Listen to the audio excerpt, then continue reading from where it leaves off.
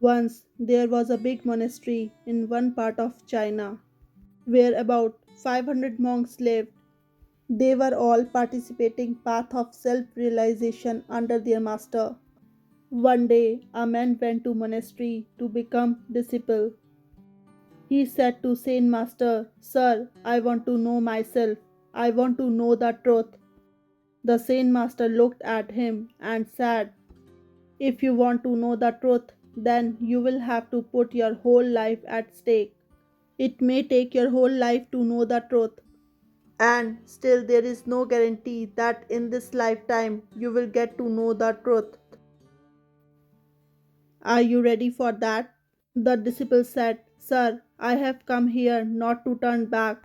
I am ready for it." The master said, "If that's so, then do one thing. There are 500 monks in this monastery. You take care of their rice pounding. Just keep beating rice from morning till evening. When you get tired, go to sleep. And when you wake up in morning, then again start pounding rice. Don't do anything else. Don't think about anything else. Just follow this path only. Also, don't come to me again. I will come to you myself when needed." The young man started pounding the rice as per the instruction of his master. There are 500 disciples in that monastery. All of them needed food at times.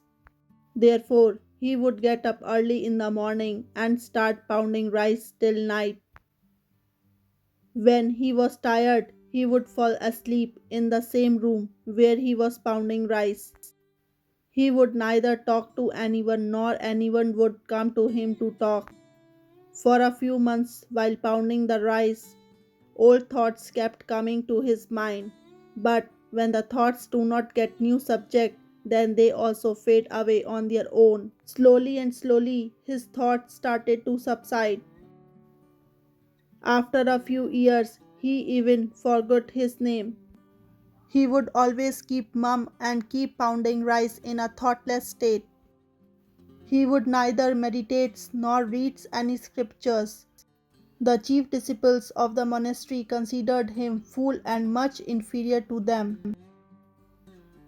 12 years passed by doing this. After 12 years, one day the Zen master announced that now my last time is approaching, and I have to choose my successor, who will be the head of this monastery after me. Therefore, any of my disciple who has become self-realized should come and write few lines near my door at night, few lines that cover all his experience. Many disciples thought of doing so. One of the chief disciples of the monastery went there and wrote few lines. He was very knowledgeable of Buddhist scripture. All the disciples considered him to be the possible successor of their master. He wrote that mind is like a mirror on which dust of thoughts and desires accumulates. To sweep away this dust is meditation, whose dust has been cleared and the mirror of the mind has become clear. He has attained salvation. When the master woke up in the morning and saw these lines, he got very angry and said, "Which idiot has written all this garbage on my wall?" The chief disciple kept silent. However, the lines he wrote were full of wisdom, but it was all bookish knowledge. The chief disciple was very clever. He wrote the lines but did not sign below because he himself was not sure about it whether it is right or not. Since he was not self-realized, the master completely rejected those lines. Everyone was surprised to see this. This incident became a topic of discussion in the entire monastery. Two disciples, while talking on this topic, passed by the disciple who had come here 12 years ago and used to pound rice day and night. He laughed gently after listening to the discussion of both of them. Both the disciples asked him, "Why are you laughing?" They asked him because that rice pounder was a very insignificant monk in their opinion. No one had ever seen him reading scriptures or meditating. Everyone considered him to be a fool who just keep pounding rice. There were great scholars in that monastery, and that rice pounder did not even mean anything to them. That's why they were amazed to see him smile. They again asked him, "Why did you laugh?" The rice pounder said, "I laughed because Master is saying right. All these lines are garbage. These lines have no value." Those disciples were shocked. They asked him, "Can you write some lines which are better than this?" The rice pounder said, "Well, I can't write because I am illiterate. But yes, I can say few lines, and if you can write those lines, then I am ready to go with you."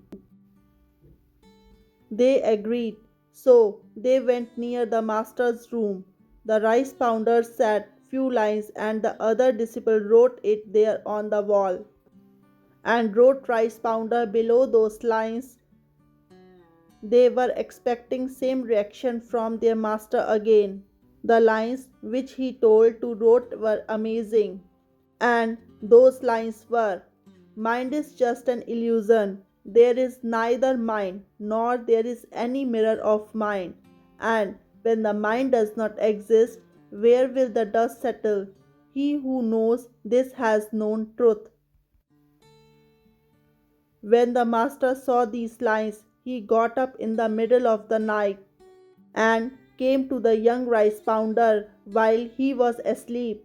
He woke him up and said, "Take this, take my stick, and take my rope. From today onwards, you are my successor. But leave this monastery right now and go some far away from here. I know that there are so many scholars in this monastery who considers themselves to be superior than you. They will kill you because they cannot tolerate the fact that a simple rice pounder has become enlightened, whereas they could not be. You have got all that I have, and you have got it while pounding rice. And I know that wherever you will go, people will start coming to you. Because when a flower blooms, its fragrance starts spreading everywhere." That rice pounder touched the feet of his master and left from there in the night. If we see in our lives, we will find that many people think that meditation can only be done by sitting at one place with closed eyes. But in reality, it is not like that. Meditation can be practiced even while walking. Meditation can also be done even while doing some work. The real meaning of meditation is that whatever you are doing, you are so engrossed in that you are not even aware of your body. Just like that rice pounder who became so engrossed in pounding rice that he did not have any sense of himself, and one day while pounding rice, he attained self realization. Similarly, sane means to be in the present moment all the time and not to think of anything. Because mind exists as long as there are thoughts. When there will be no thought, then the mind will also vanish. And when the mind is no more, then only your own pure self will remain. In fact, we do not need to do any other spiritual practice to know our true nature. We just need to completely lost in whatever we are doing. Be so engrossed in your work that your work becomes meditation.